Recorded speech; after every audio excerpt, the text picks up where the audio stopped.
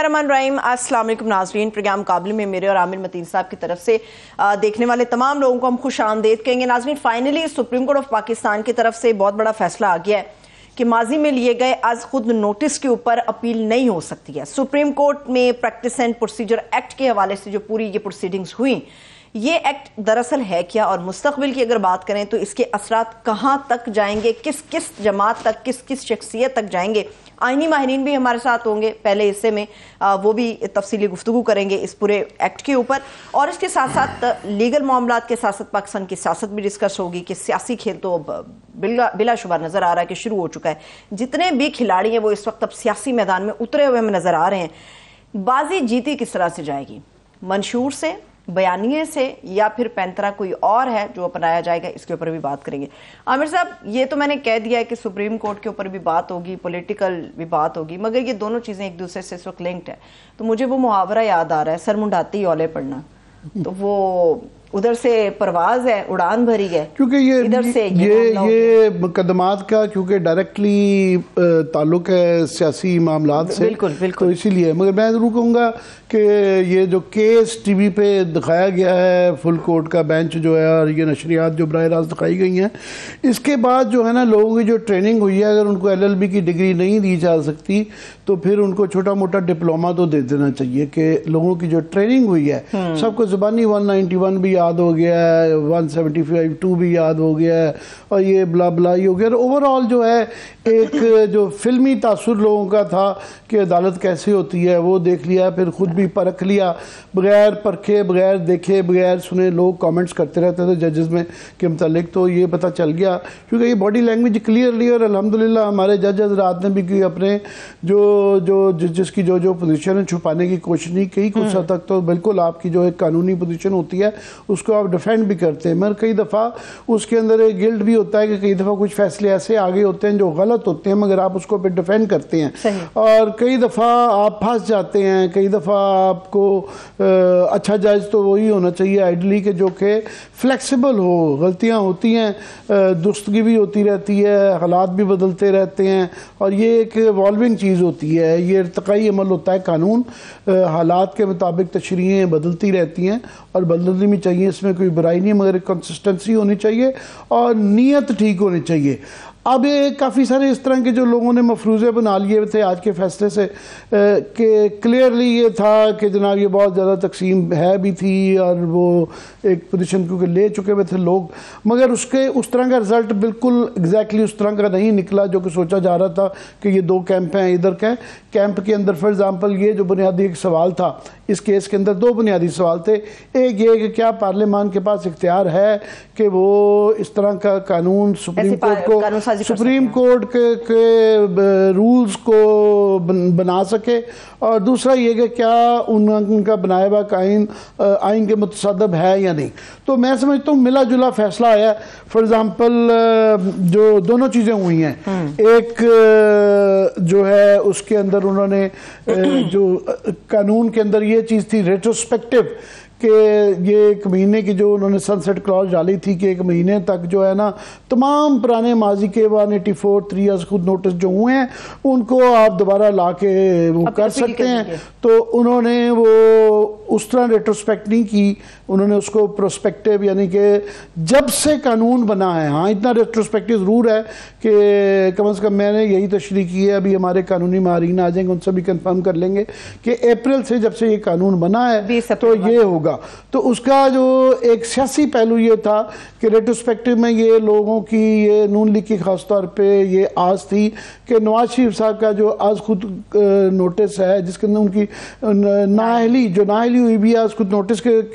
सिलसिले में, क्योंकि पैनामा का केस खुला था, तो वो एक किया जा रहा था कि शायद उनको अपील का एक हक उसके अंदर मिल जाए। रिव्यू उनका वैसे पहले ही ख़त्म हो चुका हुआ है, तो ये अपील का हक मिले तो वो रेट्रोस्पेक्टिव एक तो वो नहीं रहा, वैसे भी रिव्यू उनका पहले ही ज़ाया हो चुका हुआ है। मगर ये है कि अभी एक और जो हाल ही में फैसला आया है आईनी जो नैब की तरामीम के मतलब जो जाते हुए चीफ जस्टिस अता बंदयाल साहब एक फैसला करके गए हुए हैं, तो वो क्योंकि इस कानून के आने के बाद हुआ है और वो 184(3) के तहत हुआ है, तो उसके अंदर अब ये अपील آ گئی ہے کہ اس کو اپیل کی جا سکتی ہے. مگر یہ کیونکہ ڈائریکٹلی لنک جو سیاسی اس کے قانونی پہلوؤں پہ بھی آتے ہیں، مگر سیاست بھی کر لیں گے کہ ساتھ میں، کیونکہ نواز شریف صاحب وہاں سے ابھی بتایا جا رہا ہے کہ لندن سے سعودی عربیہ کے لیے روانہ ہو گئے ہیں، وہاں سے دبئی جائیں گے، دبئی سے یہاں آئیں گے. وہاں یہ تصویریں دیکھ رہے ہیں، ایک دو اگین جو یہ تاثر مل رہا ہے کہ ان کو ان کی پذیرائی ہو رہی ہے. پہلے یہ باتیں ہوئیں کہ جناب ان کو پتہ نہیں گراؤنڈز نہیں سمجھ آئی کہ ان کو وہ بیل مل جائے گی، ان کو ضمانت جو ہے نا وہ مل جائے گی، پروٹیکٹیو بیل مل جائے گی. مگر اس کے اندر ایک جو سیاست کے ساتھ ایک ملا ہوا پوائنٹ ایک نیا اٹھا ہے کہ کیا اس مقدمے کے آج کے فیصلے سے ان کو کوئی ریلیف ملا ہے یا نہیں ملا کہ یہ نااہلی والا. تو سلمان اکرم راجہ صاحب نے ایک 2-3 پروگرامز کے اندر یہ ایک پوائنٹ ریز کیا ہے کہ ان کو ان کی نااہلی تو اس کے ذریعے ختم نہیں ہوتی، کہ نااہلی تبھی ختم ہو پائے گی جب سپریم کورٹ دوبارہ جو ہے اسی فیصلے کو 7 ممبر کا بینچ تھا تو لارجر بینچ 9 ممبر کے بینچ کے 62(1)(f) کے تحت جو کہ فیصلہ ہوا جو کہ بڑا کنٹروورشل فیصلہ ہے کہ تاحیات نااہلی کا جب تک وہ اس کو ریورس نہیں کرے گی تو ریورس نہیں ہو سکتا. مگر کیونکہ اس دوران میں جاتے ہوئے یہ جو حکومت تھی پی ڈی ایم کی، یہ الیکشن کے ایکٹ کے اندر ترمیم کر گئے ہوئے ہیں جس کے اندر یہ تاحیات نااہلی کو وہ ختم کر دیا ہوا ہے. 5 سال پہ جی اس کے اندر یہ بحث تھی کہ آیا یہ آئین کی ایک ترمیم کو کیا یہ قانون کر سکتا ہے. تو سلمان اکرم راجہ صاحب نے ایک آج انہوں نے ایک تھیری پیش کی ہے جو کہ بڑی پلازیبل ہے. انہوں نے کہا جناب یہ اب ہوگا کیا کہ اس بات کا امکان ہو سکتا ہے کہ کیونکہ ریٹرننگ افسر کے بعد اگر وہ آئیں اور الیکشن لڑنا چاہیں پرووائڈیڈ کہ ان کی کنوکشن بھی ختم ہو جائے. یاد رہے کہ ابھی ان پہ یہ نااہلی کے علاوہ اصل جو ان کی ڈسکوالیفیکیشن ہے وہ کیونکہ کنوکٹڈ ہیں، جب تک وہ نہیں دور ہوگی تو وہ الیکشن نہیں لڑ سکتے. پرووائڈیڈ کہ یہ دور ہو جائے اور الیکشن کے موقع پہ جنوری تک وہ اگر پیش ہوں تو ریٹرننگ افسر جو ہے اس کے اختیار میں آ جاتا ہے کہ اس نے وہ خود عدالت نہیں ہے تو وہ فیصلہ نہیں کر سکتا کہ کیونکہ قانون میں الیکشن کمیشن کے ایک ترمیم آ چکی بھی ہے تو اس کے مطابق وہ ایکسیپٹ بھی کر سکتا ہے. چلیے ذرا لیگل بحث میں شامل کرتے ہیں. اس وقت ماہر قانون بیرسٹر صلاح الدین صاحب نے ہمیں جوائن کیا. بہت شکریہ بیرسٹر صاحب، تھینک یو سو مچ آپ کے وقت کے لیے. جی بہت صلاح الدین صاحب آپ کا ٹائم دینے کا بہت بہت شکریہ. آپ کے ہم بہت ہی اچھے قسم کے آرگومنٹس دیتے رہے تو اسی لیے خاص طور پہ آپ سے چاہ رہے ہیں کیونکہ آپ ڈائریکٹلی اس کے اندر انوالو تھے جب مقدمہ چل رہا تھا تو اس وقت شاید آپ کو تکلیف نہیں دی کہ آپ کے لیے غیر موضوع ہوتا، مگر اب کیونکہ فیصلہ آ چکا ہے. اوورآل کیا آپ کے اوور رائڈنگ امپریشنز کیا ہیں، کیا کہیں گے اس فیصلے کے متعلق؟ تھینک یو عامر صاحب. اوور آل تو میں سمجھتا ہوں فیصلہ بہت ہی اچھا آیا اور اس کی اشد ضرورت تھی کیونکہ اتنی شکایات تھی سپریم کورٹ کی انٹرنل ورکنگ کے حوالے سے، نہ صرف پبلک کی اور وکلا جو تنظیمیں تھی بلکہ ججز کی اپنی اتنی شکایات تھی. ایک تو چیف جسٹس کے رول کے حوالے سے کہ ان کی فارمیشن آف بینچز اور فکسیشن آف کیسز کے حوالے سے، دوسرا کہ کچھ مقدمات لگتے ہی نہیں تھے، کچھ مقدمات اوور نائٹ لگ جاتے تھے. تو یہ ساری چیزیں پارلیمنٹ نے اس پہ قانون سازی کی اور آج اس فیصلے میں اس قانون کو اپ ہولڈ کیا. تو وہ میں سمجھتا ہوں وہ سپریم کورٹ کے لیے اور لٹیگنٹس کے لیے، پبلک کے لیے ایک بہت اچھا ایک قدم ہے. جہاں تک دوسرا ایک ایسپیکٹ ہے جو یہ ریٹروسپیکٹیوٹی کا یعنی قانون کب سے نافذ ہوگا، تو اس کے حوالے سے سپریم کورٹ نے کہا ہے کہ یہ اب آئندہ سے یعنی 20 اپریل کو یہ قانون آیا تھا تو اس کے بعد جو سو موٹو کیسز ہیں اور 184(3) کے ہیں تو اس کے بعد سے ان پہ لاگو ہوگا. یعنی کہ یہ کہا جا سکتا ہے آپ کے جو زیادہ اہم کیسز ہیں اس میں ایک بہت اہم کیس حال ہی میں نیب کی ترامیم کے حوالے سے ہوا جو کہ آج خود نوٹس تھا، تو اس کے اندر جو ہے اپیل اب ہو سکتی ہے. جی بالکل ہو سکتی ہے. جو بھی 20 اپریل کے بعد کے مقدمات ہیں ان میں اپیل ہو سکتی ہے. کیونکہ سو موٹو کے حوالے سے بھی بہت شکایات یہی تھی کہ خود چیف جسٹسز کوئی بھی معاملہ اٹھا لیتے تھے سو موٹو میں اور فیصلہ سنا دیتے تھے، اور جس میں بہت ساری چیزیں ہوئی ہیں، ڈیم سے لے کے آپ نے کراچی میں دیکھا کتنی عمارتیں ٹوٹی، کتنے لوگ بے گھر ہوئے وغیرہ، اور جو بھی افیکٹیز تھے ان کے پاس کوئی چارہ ہی نہیں تھا، ان کے پاس کوئی طریقہ ہی نہیں تھا کہ وہ کسی اور کے پاس اپنا اپیل میں کوئی کیس پریزنٹ کریں. تو اب وہ سارے معاملات جو ہیں ان میں جو پرانے جو ہو گیا، اس سے ہم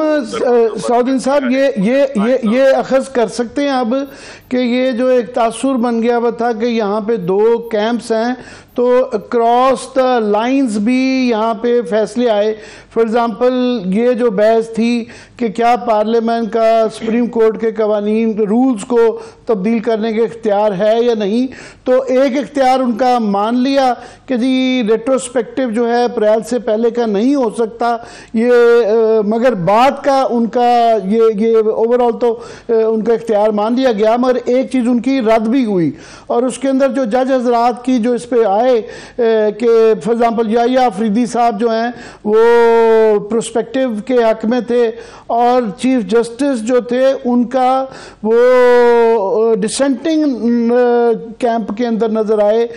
ریٹروسپیکٹو کے حوالے سے. سو یہ اخذ بنیادی طور پہ کہ جناب یہ کلیئرلی ادھر اور نہیں تھا، دونوں چیزیں ہوئی ہیں. جی بالکل، دیکھیں جو سب سے خوبصورتی تھی ان ساری کارروائی کی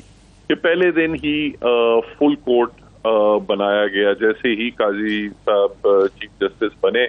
تو پھر اس معاملے پہ فل کورٹ بنایا. پہلے ماضی میں آپ نے دیکھا تھا کہ یہ جو پروسیڈنگز تھی اس میں ایک 8 رکنی بینچ تھا، اور تاثر یہی جا رہا تھا کہ جو بھی کوئی ڈسینٹنگ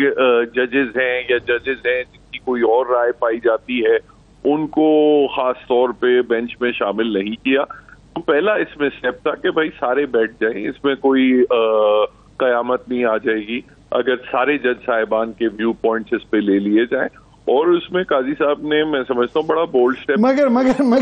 مگر آخر میں آج وہ بولنے پہ مجبور ہو گئے کہ شاید جو ہے یہ فل کورٹ بلانا غلطی ہی تھا، کیونکہ نوک جوک بھی کافی ہوئی اور کافی دفعہ ایسی چیزیں بھی دیکھنے میں آئی کہ بہت زیادہ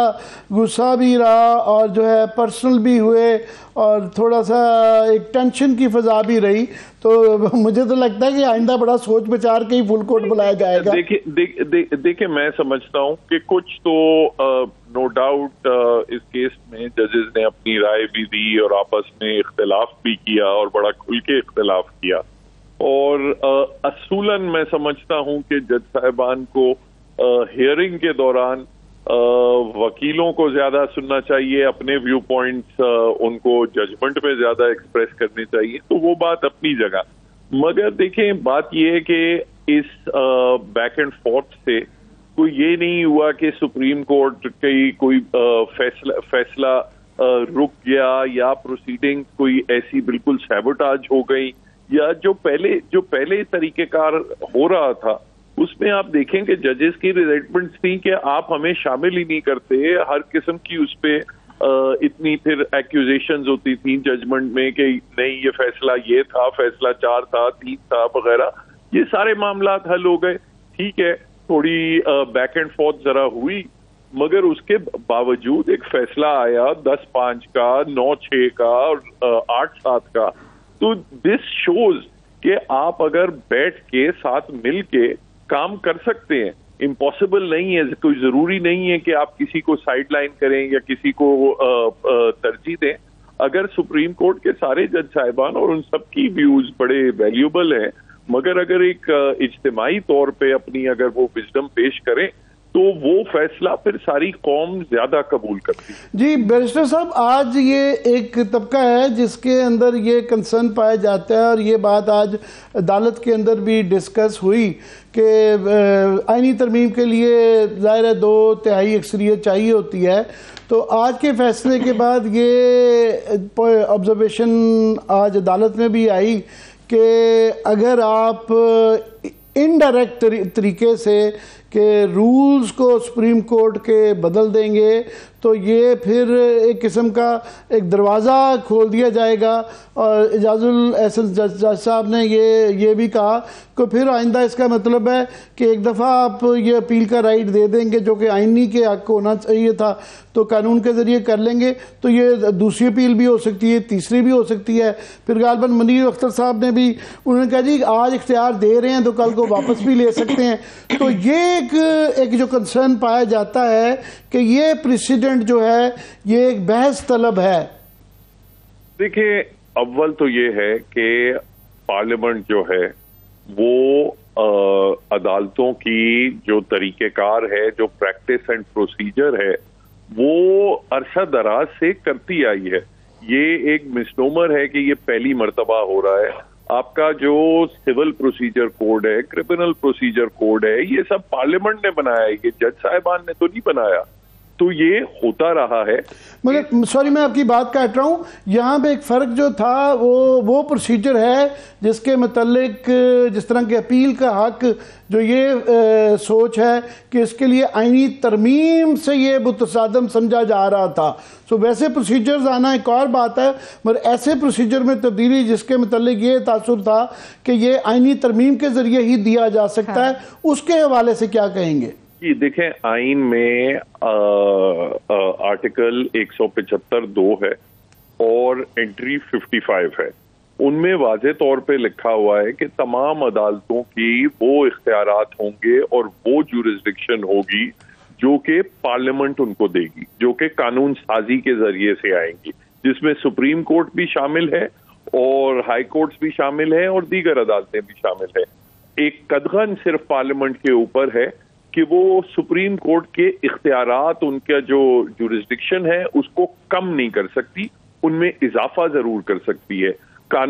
پارلیمنٹ نے اپنے اختیارات کا استعمال کیا اور ان کے جورسڈکشن میں اضافہ کیا, ایک اپیل کا رائٹ دیا, اپیل کسی اور کو نہیں دی, اسی سپریم کورٹ کو دی. تو جو اکثریتی فیصلہ ہے وہ یہ ہے کہ پارلیمنٹ نے اپنے قانون سازی کے اختیارات جو آئین نے دیے ہوئے ہیں وہی استعمال کیے ہیں. دوسرا ایک خدشہ جو کچھ جج صاحبان نے ایکسپریس کیا کہ اگر آج ہم پارلیمنٹ کو یہ پاور دے دیتے ہیں تو کل کو وہ اس پاور کا مس یوز نہ کریں, وہ بھی باقی جو میجورٹی جج صاحبان تھے ان کے جو ویو پوائنٹس اب نیچرلی تفصیلی فیصلے میں آئیں گے, مگر جو ان کی آبزرویشنز تھی عدالت میں, انہوں نے کہا کہ کل کو اگر پارلیمنٹ جو ہے کوئی اس قسم کا کوئی قانون پاس کرتی ہے جو کہ مثبت نہ ہو بلکہ عدالت کی آزادی پہ وہ وار کرے, تو عدالت کے دروازے بند, سپریم کورٹ کے دروازے بند تو نہیں ہوں گے. ہم اس قانون کو دیکھیں گے اور اگر ہم سمجھیں گے کہ عدلیہ کی آزادی اس سے متاثر ہو رہی ہے تو ہم اس قانون کو کالعدم کر دیں گے. مگر یہ ایک بڑا بیلنسڈ فیصلہ تھا جس میں پارلیمنٹ کا, دیکھیں بات یہ عدالتیں صرف جج صاحبان کے لیے اور وکیلوں کے لیے نہیں بنی, عدالتیں جو ہیں عوام کے لیے بنی ہیں. اور اگر عوام کی کسی قسم کی کوئی گریوینس ہے کہ عدالتوں میں کیا طریقہ کار ہے, کیا پروسیجر ہے, تو وہ پارلیمنٹ کے تھرو ہی اپنی وائس ریز کریں. معذرت کے ساتھ بیرسٹر صاحب میں آپ کو یہاں پہ ذرا روک رہی ہوں. اس وقت ہمارے ساتھ سابق اٹارنی جنرل عرفان قادر صاحب بھی موجود ہیں. بہت شکریہ عرفان قادر صاحب, سر تھینک یو سو مچ آپ کے وقت کے لیے. جی عرفان قادر صاحب, میں چاہوں گا کہ یہ اس کی کیونکہ مقدمے کی ریپرکشنز جو کنسیکوینسز ہیں وہ سیاست میں بھی بہت زیادہ ہیں, تو یہ جو ایک امید تھی نون لیگ کو کہ ریٹروسپیکٹو افیکٹ آئے گا جس سے کہ نااہلی جو ہے نواز شریف صاحب کی تاحیات جو ہے اس کے ذریعے اپیل ہو سکے گی, وہ تو نہیں ہوئی. مگر آج یہ ایک اور پروپوزیشن جو ہے سلمان اکرم راجہ صاحب کی طرف سے زیادہ آئی ہے کہ انہوں نے کہا جناب ابھی بھی کیونکہ الیکشن لاء کے اندر آپ بھی یہ کہتے رہے ہیں کہ الیکشن لاء کے اندر جو ترمیم کر دی گئی ہے اور تاحیات یہ 621F کے ذریعے یہ ختم کر دی گئی ہے, تو یہ ریٹرننگ افسر کے لیے یہ اس بات کا امکان ہے کہ مقدم ہو, اور وہ بعد کی بات ہے کہ جب تک یہ ہائی کورٹ میں یا سپریم کورٹ میں چیلنج ہوگی تو وہ مہینے سال لگ جائیں گے جب تک یہ الیکٹورل پروسیس ہو جائے گا. کیا کہیں گے اس پہ آپ؟ دیکھیں آئین میں کہیں نہیں لکھا کہ تاحیات نااہلی ہوگی, اور جب یہ قانون آ گیا اور جب وضاحت کر دی مقننہ نے, لیجسلیچر نے, کہ نااہلی جو ہے وہ 5 سال سے زیادہ یعنی ایک ٹرم سے زیادہ نہیں ہو سکتی. تو اسی سے یہ معاملہ جو ہے وہ ان کی جو 5 سال تو ویسے ہی ان کو پورے ہو چکے ہیں, اور تاحیات نااہلی جو سپریم کورٹ نے کی تھی اس کو پارلیمان کے قانون نے ختم کر دیا ہے. تو اس لیے وہ اب ان کی کوئی نااہلی نہیں, اب وہ نااہل نہیں ہے. اب رہا جو یہ آج کا فیصلہ, جہاں تک اس کے اطلاق کا تعلق ہے, تو اس فیصلے کا اطلاق جو ہے وہ سب سے زیادہ سپریم کورٹ پر ہوتا ہے, کیونکہ سپریم کورٹ میں آپ دیکھیں کہ ایک فرد واحد جو تھا وہ اپنی مرضی کے بینچز بنائے چلا جا رہا تھا, اور اس چیز کو ختم کیا ہے, اور سپریم کورٹ کو یرغمال بنایا ہوا تھا ایک فرد واحد نے. آنے والے دنوں میں کوئی بھی اس قسم کی ڈکٹیٹرشپ سپریم کورٹ میں اب نہیں قائم کر سکے گا. اور یہ ایک اچھا فیصلہ اس لیے ہے کہ پارلیمان نے سپریم کورٹ کو امپاور کیا ہے, اور سپریم کورٹ نے بھی اس چیز کی تائید کی اور مانا ہے کہ پارلیمان نے ہمیں امپاور کیا ہے. لہذا وہ جو چند ججز سے جو گروپ بنا ہوا تھا, جن کو کہ ہم خیال کے نام سے میڈیا اس وقت تعبیر کر رہا ہے, وہ گروپ جو ہے اس کی وہ جو گروپنگ ہے اس کو ڈیفینیٹلی وہ عرفان قادر صاحب آپ بالکل ٹھیک کہہ رہے ہیں بالکل, مگر جب تک کیونکہ سپریم کورٹ یہ تشریح 61F کی جب تک انہوں نے یہ کر دی ہوئی ہے کہ یہ تاحیات ہے, جب تک اس کو ریورس نہیں کرتے ہیں تو ان پریکٹس تو وہ موجود ہے. تو یہ بہرحال جا کے نہیں بالکل نہیں, اس کی کوئی وقت ہی نہیں ہے. آپ کو یاد ہے جب سپریم کورٹ نے فیصلہ دے دیا تھا افتخار چودھری صاحب کے خلاف, اور انہوں نے کہا تھا کہ افتخار چودھری جو ہے اب وہ چیف جسٹس نہیں رہے, تو وہ ایک ایگزیکٹو آرڈر سے ہی ختم کر دیا گیا تھا. تو آپ کہہ رہے ہیں کہ یہ قانون کے آنے کے بعد یہ سپریم کورٹ کے ریورسل کے بغیر ہی یہ مانا جائے گا, اس کی جانے کی عدالت میں ضرورت ہی نہیں کہ ریٹرننگ افسر صاحب اجازت دیتے ہیں تو ہائی کورٹ یا دیکھیں اس پہ میں آپ سمجھے نہیں میری بات کو. میں نے کہا کہ ایک تو وہ سپریم کورٹ تھی افتخار چودھری صاحب جو کہ اپنے آپ کو لیجٹمیٹ بنانے کے لیے سہارا لے رہے تھے ایک ایگزیکٹو آرڈر کا, کہ ایک ایگزیکٹو آرڈر کے تحت وہ کہہ رہے تھے کہ میں بحال ہو گیا, اور انہوں نے اس چیز کو بھی نہیں دیکھا کہ سپریم کورٹ کا فیصلہ ہے. اور ایک یہاں پہ پارلیمان کا قانون آ گیا ہے, اور پارلیمان کے قانون کو آپ پسے پشت ڈال دیں گے اور سپریم کورٹ کا جو فیصلہ ہے اس کو فوقیت دیں گے. یہ تو ساری دنیا میں کبھی نہیں ہوتا, اس کی تو حقیقت ہی کوئی نہیں ہے اس فیصلے کی. اب جب پارلیمان کا قانون آ گیا, اور اس سے پہلے پاکستان کے اگر آپ دیکھیں تو بہت سے قوانین ایسے آئے ہیں جہاں پہ کہ یہی کلوزز آئی ہیں, notwithstanding any judgement of any court, تو پارلیمنٹ ڈکلیئر کر دیتی ہے, مقننہ ڈکلیئر کر دیتی ہے کہ اب سے قانون یہ ہوگا. یہ ہندوستان میں بھی ہوا ہے, یہ پاکستان میں کئی دفعہ ہوا ہے, اور دوسرے ممالک میں ہوا ہے. پاکستان میں التبریز کیس پہ یہ ہوا تھا, جہاں پہ انہوں نے اس کو نلیفائی کرنے کے لیے کہہ دیا تھا کہ اب قانون کی وضاحت ہم اس طرح سے کر رہے ہیں کہ وہ چیز جو ہے وہ اب غلط ہے. تو یہ اس لیے اس پہ کوئی ایشو نہیں ہے اب اس وقت. صلاح الدین صاحب آپ ایگری کرتے ہیں عرفان قادر صاحب کی اس پوزیشن سے؟ دیکھیں اس میں ایشو یہ ہے کہ اب قانون تو پارلیمنٹ نے چینج کر لیا ہے کہ تاحیات ڈسکوالیفیکیشن نہیں ہوگی, 5 سال کی ہو. اب جس وقت نواز شریف صاحب یا اور بھی کوئی جو لائف ٹائم ڈسکوالیفائڈ ہیں, جب وہ اپنے کاغذات نامزدگی جب جمع کرائیں گے تو اس وقت ہو سکتا ہے کوئی چیلنج کرے کہ نہیں یہ جو قانون بنایا ہے یہ غیر آئینی ہے اور سپریم کورٹ کے فیصلے کے خلاف ہے. اس وقت عدالتیں دیکھیں گی کہ بھائی اس قانون کے آنے سے کیا لیگل پوزیشن چینج ہوئی ہے یا نہیں ہوئی. یہ سب معاملے پھر دوبارہ عدالتوں میں ڈیفینیٹلی ریز ہوں گے, مگر ابھی فی الحال تو پوزیشن یہی ہے کہ قانون کہتا ہے صرف 5 سال کی ڈسکوالیفیکیشن ہے. وہ اگر عدالت بعد میں اس شک کو, الیکشن ایکٹ کی شک کو وہ کالعدم قرار دیتی ہے, وہ الگ بات ہے. مگر میں سمجھتا ہوں یہ سارا معاملہ ایونچولی دوبارہ سپریم کورٹ میں جائے گا کہ ڈسکوالیفیکیشن تاحیات ہے یا نہیں ہے. دوسرا اس میں یہ بھی ہے کہ ایک سپریم کورٹ بار کی بھی ایک پٹیشن ہے, احسن بوج صاحب نے جمع کرائی تھی کہ جس میں تاحیات نااہلی کا جو سوال تھا وہ ریز کیا تھا. تو یہ سب تمام دیگر جو فیصلے ہیں یہ پھر اس میں ایگزامن ہوں گے۔ عرفان قادر صاحب، یہ اس کا پھر جو آج اسٹیبلش ہو گیا، عدالت نے پارلیمان کی سپریمیسی کے اندر ایک سٹیپ فردر وہ گئے ہیں، تو لاجیکل اینڈ کے اندر تو پھر یہ ایک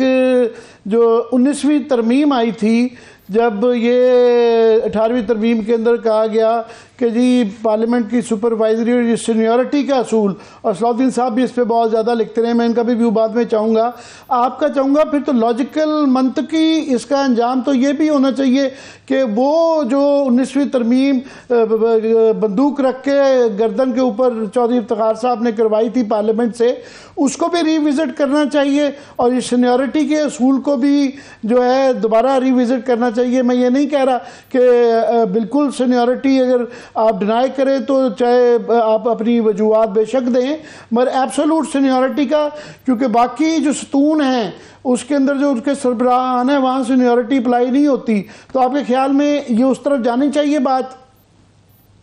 یہ آپ کن کی سینیورٹی کی بات کر رہے ہیں؟ میں چیف جسٹس کے جو سینیورٹی کے اس پر جو تقرری ہوتی ہے، تو یہ اس کی میں کہہ رہا ہوں 19ویں ترمیم کے اندر جب یہ پارلیمنٹری سپریمیسی کا وہ آیا تھا تو یہ کروائی گئی تھی، تو وہ 19ویں ترمیم کو بھی ری وزٹ کرنا چاہیے۔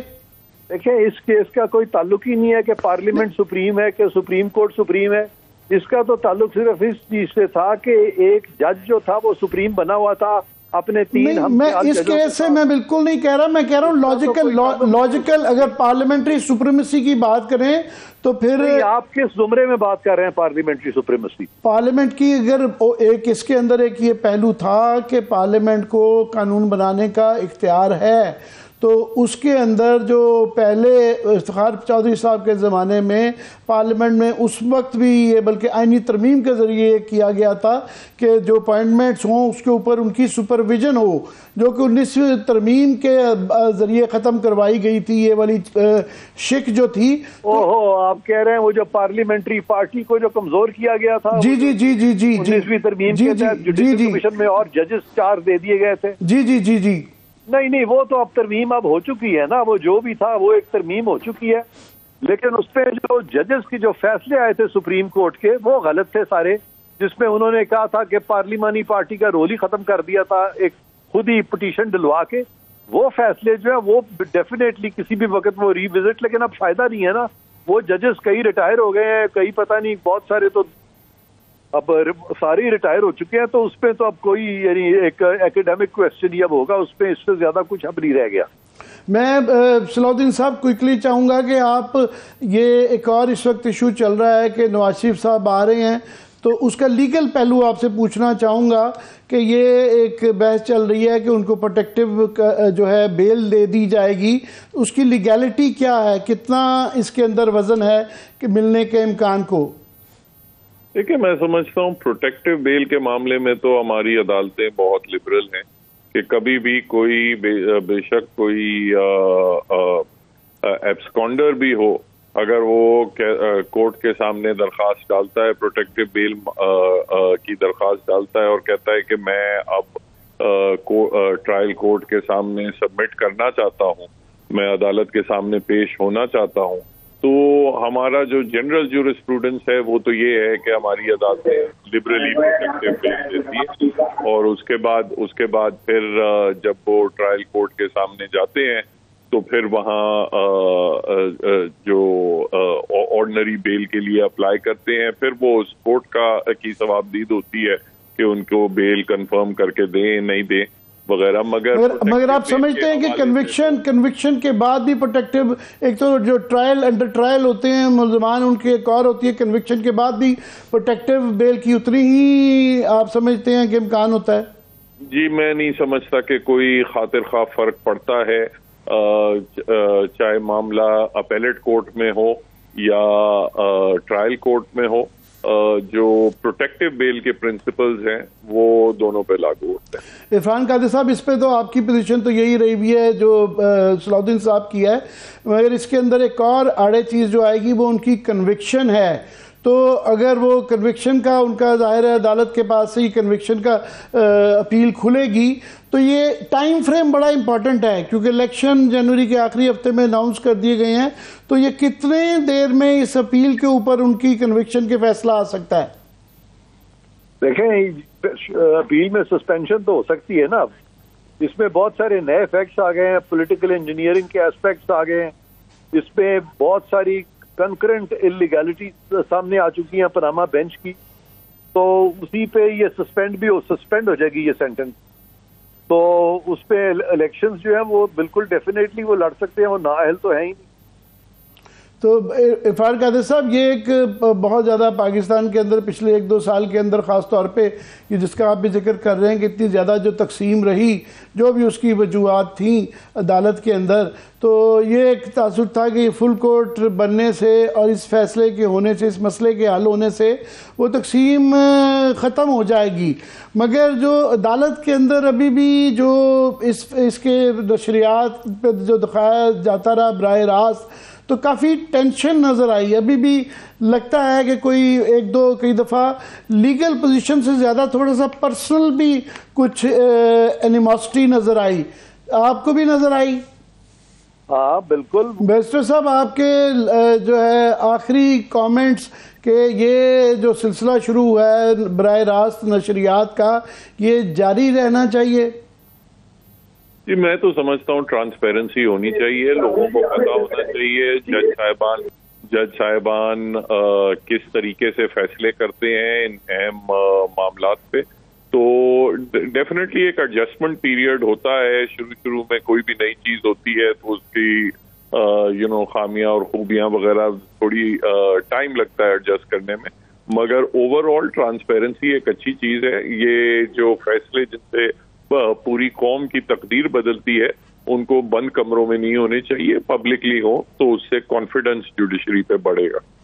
بہت بہت شکریہ عرفان قادری صاحب آپ کا بھی, اور بیرسٹر صلاح الدین صاحب بھی آپ کے وقت دینے کا. ابھی پھر بریک کی طرف چلتے ہیں یا مزید آپ کچھ کامنٹ کرنے چاہیں گے؟ کوئکلی بس یہ میں کہوں گا کہ یہ ہمارے دونوں گیسٹ کا یہ خیال تھا کہ یہ پروٹیکٹیو بیل کوئی اتنی بڑی بات نہیں ہے, مگر ایک اور طبقہ ہے جن کے خیال میں, لائرز کا ہی, جن کے خیال میں کہ کنوکشن اگر ہوئی ہو تو اس کی کوئی نظیر, پہلے نظیریں چھوڑے نظیر بھی نہیں ملتی ہے کہ کسی کو اس طریقے سے وہ پروٹیکٹیو بیل دے دی ہو کہ ایک آدمی مفرور مجرم ہو.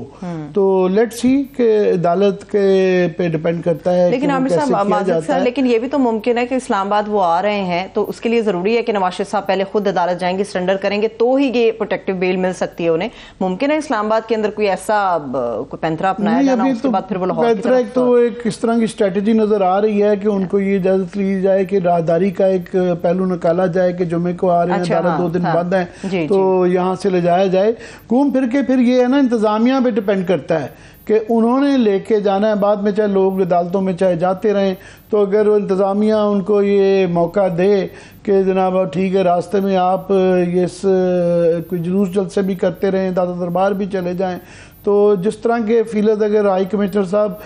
سی آف کر سکتے ہیں, تو یہاں کے بھی جو کافی سارے ہائی کمشنرز ہیں وہ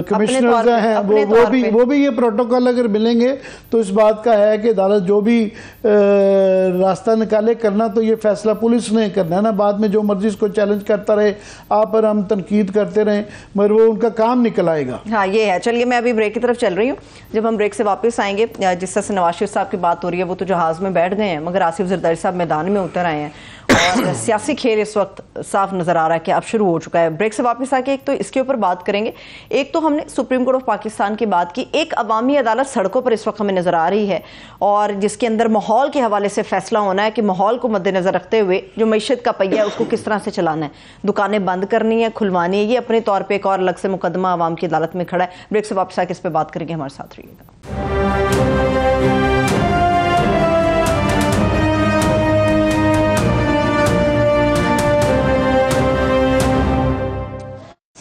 بریک کے بعد ایک بار پھر سے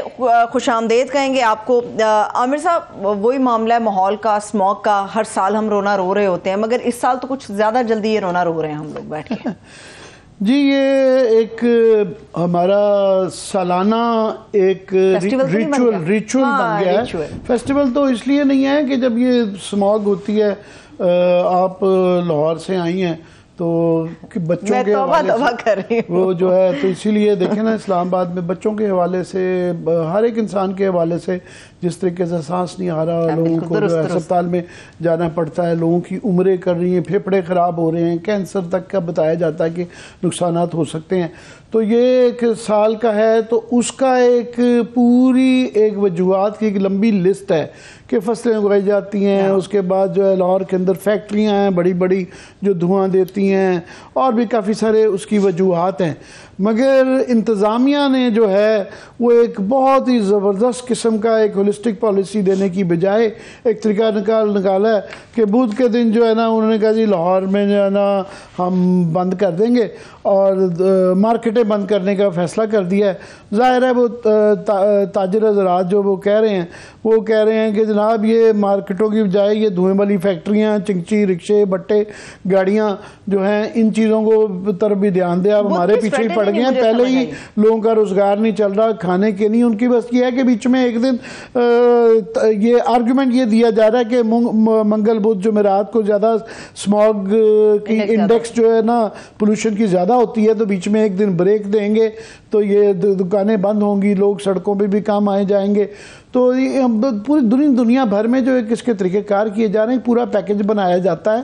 کہ فار ایگزامپل دلی کے اندر جو ہے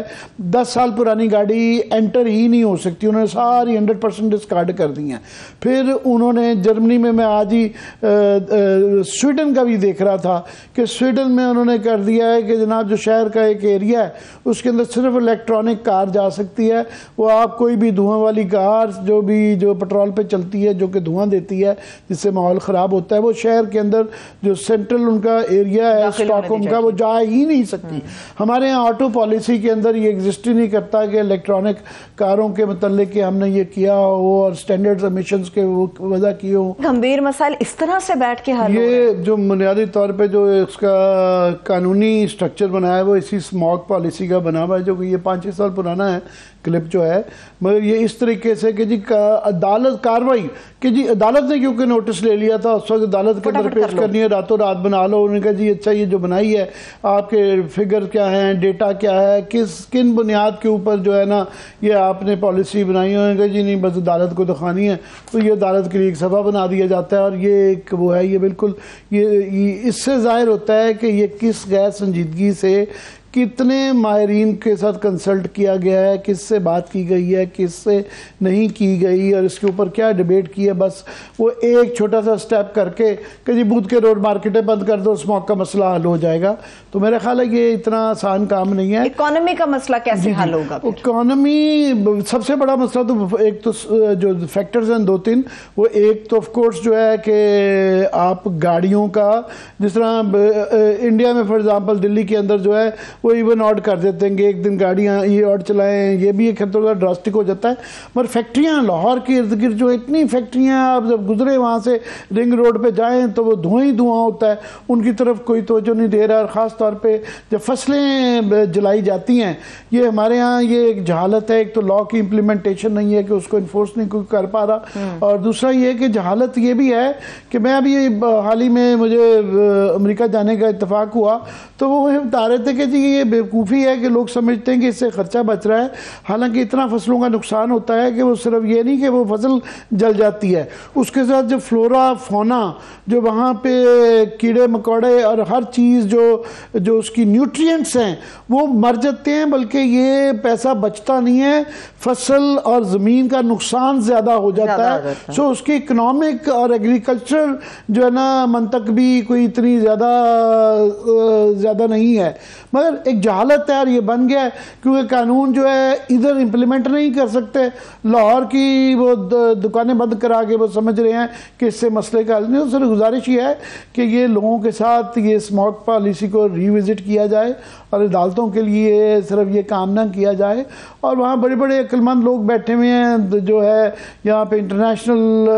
جو ہے پھر ایجنسیز بھی ہیں جو آپ کو گائیڈ کر سکتی ہیں, اور کوئی ری انوینٹ نہیں کرنا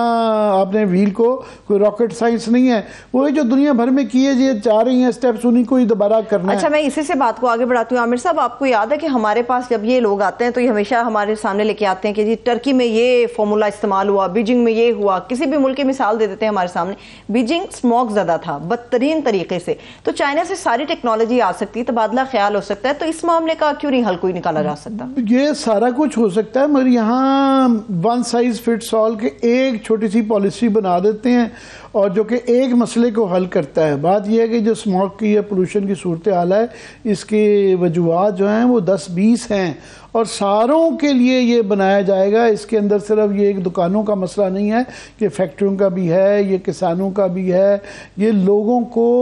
اویئرنیس کا بھی ہے، شعور دینے کا بھی ہے کہ وہ گھروں کے اندر یا باقی چیزوں میں کیا کیا اقدامات کیے جائیں۔ تو یہ مل مل کے پورے شہر کو، پورے صوبے کو، جہاں جہاں بھی جن جن شہروں میں یہ مسائل ہیں، لوگوں کو شعور دینا پڑے گا، اس کی باقاعدہ قانون کی اطلاق بھی کرنا ہوگا، تعلیم بھی دینی ہوگی۔ تو ملا جلا کے جب تک کہ سوسائٹی کو آپ تیار نہیں کرتے اور اس کے اوپر قانون کا اطلاق نہیں کرتے تو یہ نہیں ہو سکتا۔ ایک اس طرح کا دم چلا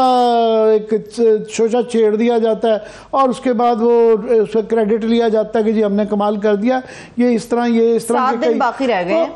ہمارے یہ ہوتا رہتا ہے، کبھی جمعے کی چھٹی کر دیتے ہیں، کبھی اتوار کی کر دیتے ہیں، کبھی ہفتہ اتوار کی کر دیتے ہیں، یہ بیک اینڈ فورتھ چلتا رہتا ہے۔ سو یہ ایک ون سائز فٹس آل نہیں ہو سکتا۔ تو یہ اس کے لیے میرا خیال بہت جامع قسم کی پالیسی بنانے کی ضرورت ہے، تو یہ کر کے دیکھ لیں، مگر میرا نہیں خیال ہے اس سے کوئی زیادہ فرق پڑنے والا۔ وہ آپ کی بات ٹھیک ہے، لیکن مجھے لاسٹلی آپ یہ تو بتائیے کہ صرف ہفتہ پیچھے باقی رہ گیا، 18 اکتوبر سے اس کی امپلیمنٹیشن شروع ہو جائے گی، تاجر دکانیں بند کرنے کے لیے تیار نہیں ہے اور جو ادارے ہیں وہ پیچھے ہٹنے کے لیے تیار نہیں ہے، تو کیا ہوگا 18 اکتوبر کیا ہوگا پھر؟ وہ ہمارے ہاں تو شارٹ نوٹس تو اس میں دیا جاتا ہے کہ اس کے بعد بھی اگر نہیں ہوگا، اور جو کہ میرا خیال ہے کہ یہاں پہ کافی بڑے ایکسپرٹس لوگ کہہ رہے ہیں کہ یہ فوری طور پہ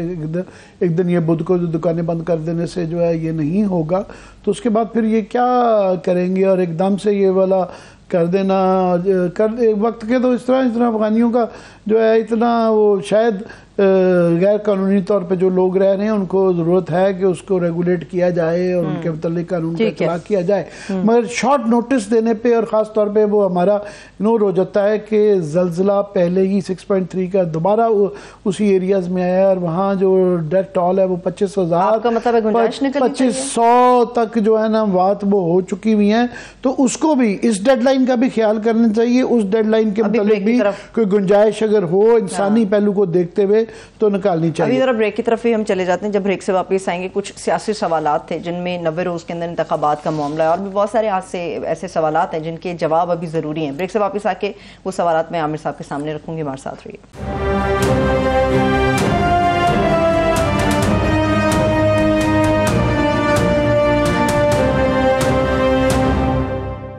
بریک کے بعد ایک بار پھر سے ہم آپ کو خوش آمدید کہیں گے۔ عامر صاحب سیاسی سوالات کی طرف بھی آئیں گے، مگر ایک بہت ہی اہم مسئلہ فلسطین و اسرائیل کے حوالے سے ہے، وہاں پر جو اس وقت تازہ صورتحال ہے وہ دل دہلا دینے کے لیے کافی ہے، نہ جانے اور کون کون سے مناظر۔ جی سیاسی سوالات پہ تو بالکل بھی نہیں آئیں گے، بلکہ ہماری یہاں پہ سیاست کی وجہ سے جو کہ بڑی ایک میں کیا کہوں گا ایشو سے دور ہے، یہ اس سے بڑا ماڈرن ٹائمز کے اندر جو ہے انسانی کرائسس جو ہیومینیٹیرین کرائسس اس وقت ہے، یہ تصویریں نظر آ رہی ہیں کہ جو کارپٹ بامبنگ ہو رہی ہے اور سویلین علاقوں کی ہو رہی ہے، سویلینز کا ہم یہ پہلے ہی کہیں کہ سویلینز کا مرنا ویسے ہی بری بات ہے، اور یہاں بحث اسرائیل کے تناظر میں روز یہی کی جاتی ہے کہ یہ ایک دن کا مسئلہ نہیں ہے، یہ تسلسل میں دیکھنا چاہیے گا کہ یہ سالوں سے یہ سلسلہ جاری تھا۔ تو یہ وکٹمز ہیں اور یہ وکٹمز جو ایک جیل کے اندر ہیں ان کی طرف سے یہ والا ایک ریاکشن آیا ہے اور یہ بڑھ رہا ہے، یہ جو اس طرح کی مزید ابھی دیکھیں نا جو انبات ہیں وہ 1000 سے زیادہ فلسطینی ہو گئے ہیں اور حماس کے حملوں کی وجہ سے اسرائیل کی 1200 انبات ہو چکی ہوئی ہیں۔ یہ جو جتنا بڑھے گا، جتنی زیادہ یہ انبات ہوں گی اسرائیل کی، وہ اتنا ریاکٹ کریں گے، جتنا وہ ریاکٹ کریں گے اتنا ہی اور لوگ یہاں پہ مریں گے، اور کارپٹ بامبنگ ہوگی اور وہاں تو بایولوجیکل ویپنز کا بھی وہ بایولوجیکل اتنا ہی پوری خاص طور پہ مسلم امہ میں اور خاص طور پہ مونارکیز اور ڈکٹیٹرشپس میں پرابلم یہ بڑھے گی کہ آلریڈی مصر کے اندر ریئیکشن شروع ہو گیا ہے. بیروت آلریڈی یہ پھیل رہی ہے. اب سب سے زیادہ خطرہ ہے کہ یہ کتنے کی پھیلے گی, کیونکہ جو اسرائیل کے جو وہاں سے جس قسم کے وہ نیتنیاہو صاحب پالیسیاں بتا رہے ہیں, اور وہ بالکل جس طریقے سے نازی جرمنی کے اندر وہ جس طرح یہودیوں کے ساتھ کیا گیا تھا اس طرح کے ہی نعرے دیے جاتے تھے. جب پولینڈ کے اندر ان کو گیٹوز میں بند کیا جاتا تھا, یہی تھا کہ ان کو ختم کر دیا جائے گا. یہ ان کے لیے استعمال کیا گیا ہے لفظ جو انہوں نے کہا جی, ان کے ایک جرنیل صاحب نے, ڈیفینس منسٹر نے, انہوں نے کہا جی وہ جانور ہیں, یہ انسان ہیں ہی نہیں ہیں. سو یہ ڈی ہیومنائز کرنا اتنا ہی یہ جتنا بڑھے گا اتنا یہ کرائسس بھی ایکسپینڈ ہوگا. آلریڈی ہو چکا ہوا ہے کہ اس کے اندر حزب اللہ بیچ میں وہ آ گئی ہے, شام بھی ہے. پھر یہ بحث بھی ہو رہی ہے کہ جناب یہ یوکرینین ویپنز جو ہیں وہ پہنچنا شروع ہو گئے ہیں ماس کو, اور شک کیا جا رہا ہے کہ جی وہ کون سا ملک ہے جو کہ سپلائی کر رہا ہے. تو کسی سٹیج کے اوپر جو ہے اس کے اندر جو ہے رشیا بھی انوالو ہو جائے گا. اور تمام فی الحال تو وہ جو ایک چل رہا تھا اکنامک کوریڈور جو بننا جا رہا تھا انڈیا کے حوالے سے کہ جی انڈیا سے وہ یورپ تک جانا, ایک تو وہ بھی سمجھیں فی الحال وہ بھی ختم ہو گیا. اور جو ایک سعودی عربیہ اور اسرائیل کی ایک صلح جو ہونے جا رہی تھی وہ بھی لٹک گئی کہ, اور یہ دن بدن سعودی عربیہ یو اے ای مسلم ممالک پہ ان پہ پریشر بڑھے گا. یہ جو یہ بات زیادہ ہوں گی, کارپیٹ بامبنگ زیادہ ہوگی, یہ شہر کے اوپر اس طریقے سے پورا. آپ دیکھیں یہ ایک چھوٹا سا 23 لاکھ اسلام آباد کے 2 سیکٹر میں لا لیں کہ برابر یہ ٹوٹل جو ہے نا غزہ کی پٹی ہے, اور یہاں پہ 23 لاکھ لوگ رہتے ہیں. تو یہ یہاں خدا نہ خواستہ یہ اور بڑا, تو یہ ابھی سینکڑوں سے ہزاروں تک تو یہ بات چلی گئی ہیں. یہ خدا نہ خواستہ جو ہے نا ہنڈریڈز آف تھاؤزنڈ تک یہ جب چلی گئی اگر, تو یہ پھر یہ تاریخ کا سب سے بڑا ہیومینیٹیرین کرائسس بن سکتا ہے. اور یہ بس کیا کہ دعائیں کی جا سکتی ہے, کیونکہ ابھی ڈی ایسکلیشن نظر نہیں آ رہی کسی طور پہ بھی ڈی ایسکلیشن نہیں آ رہی ہے. اور لارجلی اس کے اندر جو ہے اسرائیل کی جو ہے سخت رویہ اور ہٹ درمی ہے شامل ہے اس میں. بہت شکریہ, تھینک یو سو مچ عامر صاحب, تھینک یو. دیکھنے والوں کا بھی شکریہ. مجھے اجازت دیجیے, اپنا خیال رکھیں, خدا حافظ.